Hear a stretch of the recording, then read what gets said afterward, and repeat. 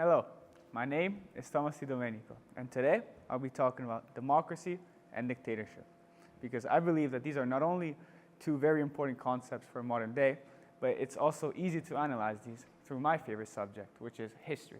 And more specifically, I'll be looking at the fall of Weimar Republic.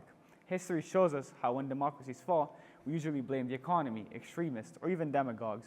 What we rarely examine is the democratic systems themselves and how they responded to disagreement.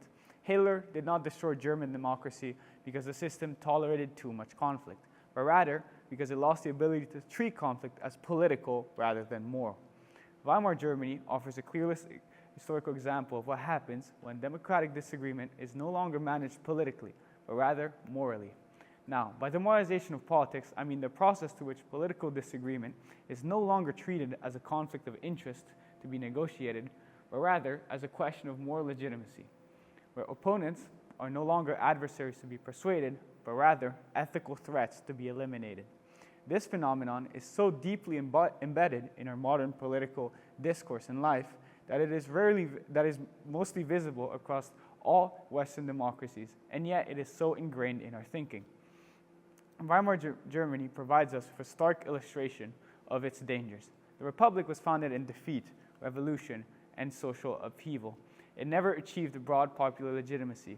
Large segments of the German society, such as communists, conservatives, nationalists, monarchists, and many other groups, never really regarded the Republic as theirs. They could not identify with it, and they could not believe, therefore, that it represented their interests, traditions, or identity.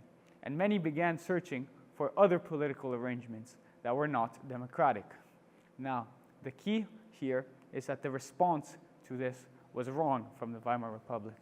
Because instead of political integration, the political establishment decided to alienate these voters and to label them as extremists. What this meant is that there were entire social groups increasingly labeled as anti-Republican and extremists, and not because they purely rejected democracy, but rather because their grievances fell outside the boundary of acceptable opinion. The problem, therefore, was not democratic self-defense and the protection of liberal values, but rather it was the expansion of moral legitimacy to groups who had legitimate concerns and who had legitimate grievances that the political establishment just couldn't or didn't want to address. Therefore, democracy in Weimar Germany was hollowed out from within. Participation was formally open, but legitimacy was selectively withdrawn. Politics ceased to be about persuasion and became a struggle over who had the moral right to participate at elections and at every level of the state. This culminated under the Chancellor Brüning, who was responsible for the overuse of the Article 48 of the Weimar Constitution. He was a chancellor in the 1930s, where Germany was facing the deep economic crisis caused by the Great Depression. He wanted to pass austerity measures, but these were deeply unpopular and divisive because no one likes austerity measures. What he did, therefore, is used Article 48, which allowed him to circumvent democracy and bypass it to rule by decree.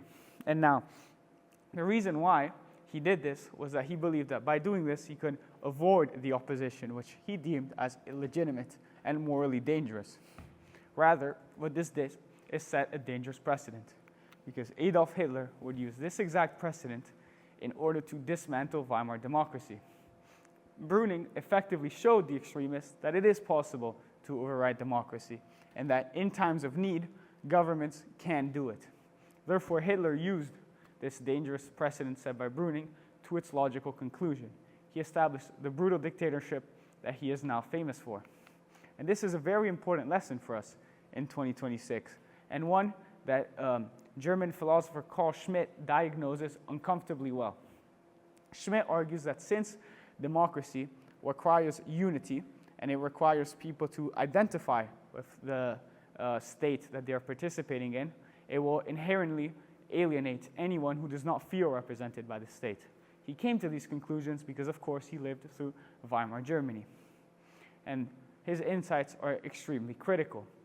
That being said, it is true that his reasonings brought him further away from democracy and towards authoritarianism, as he would eventually support Hitler's rise to power But this does not make his conclusions any less true. It is absolutely correct that in divisive times, democracies tend to exclude people that they view as dangerous rather than try to integrate them in their system. But what does this mean for us? We live in a period where the quality of our democracies all over the West is declining. People have less and less trust in institutions and the government, and people are more and more drawn to the extreme. This is easily seen in two trends in our modern political landscape. In Europe, the rise of the populist right seems inevitable, as more and more parties are formed and gain an incredible amount of seats in both national and European elections, despite the fact that for many years these groups were alienated. They were compared to fascist movements, and they were considered morally disgusting and even incredible. At the same time, a similar pattern, albeit slightly different, in the US is emerging, and that is the rise of a more redistributive left who will oppose things such as private healthcare. And whilst these groups have been dubbed communists in the US and have been alienated by the major political establishment for many years, they are still rising. A good example of this is Zoran Mandani, who is now the New York City mayor of therefore controls one of the biggest cities in the US, despite the fact that he's a deeply unorthodox candidate for the US political landscape. Therefore, where does this leave us in our modern day, in 2026? What can we take from this? I believe that what we need to learn as citizens of this new and emerging world, where the liberal post-war order seems to shatter in front of our very eyes, where extremism seems to rise on every corner, we have to learn that what matters is democracy's strength, political discourse, adaptability, and compromise. We can never secure our interests and therefore our system of government, our freedom, and everything else that democracy grants us if we cease to compromise, if we start alienating groups, if we start marginalizing different fractions of society, then inevitably we are preparing ourselves for self-destruction. Let us all remember this the next time we head to the voting ballot, and let us learn this before it's too late. Thank you.